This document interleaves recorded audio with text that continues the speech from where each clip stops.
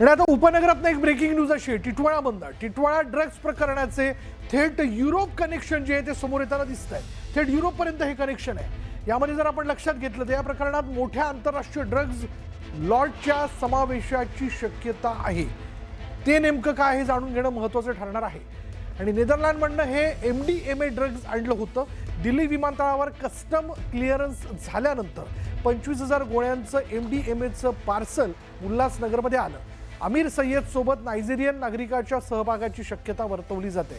5,000 गोळ्या अश्विनी पॉलकडून पोलिसांनी जप्त केलेल्या होत्या.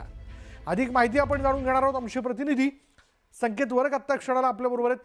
संकेत, युरोप कनेक्शन नेमकं यामध्ये कोण कोण सहभागी, म्हणजे एक मोठं नेक्सस यामध्ये असण्याची शक्यता आहे का? विशाल, अर्थात त्याच्यामध्ये खूप मोठं नेक्सस असण्याची दाट शक्यता आहे. कालपर्यंत आपण म्हणत होतो की आंतरराष्ट्रीय रॅकेट असण्याची शक्यता आहे, पण कुठेतरी आज तो दावा खरा ठरलेला आहे. कारण की 5,000 गोळ्या आपल्याला माहिती होतं अश्विनी पॉलच्या घरातून जप्त झाल्या होत्या. त्यानंतर आपल्याला कशी अपडेट मिळाली होती की एकूण 25,000 गोळ्या ज्या आहेत त्या मागवल्या होत्या, पण त्या कुठून मागवल्या होत्या ते पण समोर आलेलं आहे. युरोपमध्ये जो नेदरलँड देश आहे त्या देशातून खरं तर या गोळ्या मागवल्या होत्या. त्यामुळे एक गोष्ट कन्फर्म आहे की आता हे इंटरनॅशनल रॅकेट आहे, हे स्पष्ट झालेलं आहे.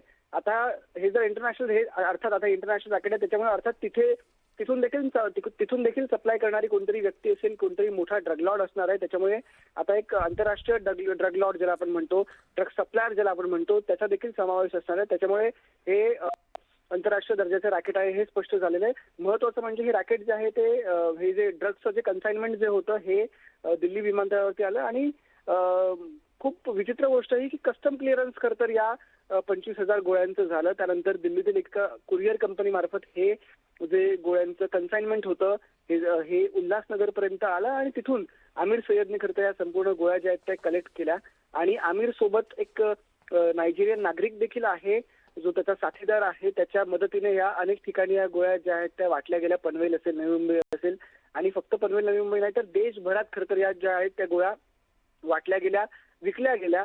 आणि त्यातल्या उरलेल्या ज्या 5,000 गोळ्या होत्या त्या आमिर सय्यदने अश्विनी पॉलकडे दिल्या होत्या, ज्या आपल्याला माहिती आहे की अँटी करप्शनच्या छाप्यामध्ये जप्त करण्यात आल्या. त्याच्यामुळे ही सध्याच्या घडीची टिटवाळा प्रकरणातली मोठी अपडेट आहे. आणि महत्वाचं म्हणजे त्याचं इंटरनॅशनल रॅकेट कुठपर्यंत जात आहे ते बघणं आता महत्वाचं ठरेल. अर्थात तो तपासाचा भाग आहे. संकेत, बघूयात काय काय खुलासे या सगळ्या याच्यातनं पुढे येत आहेत.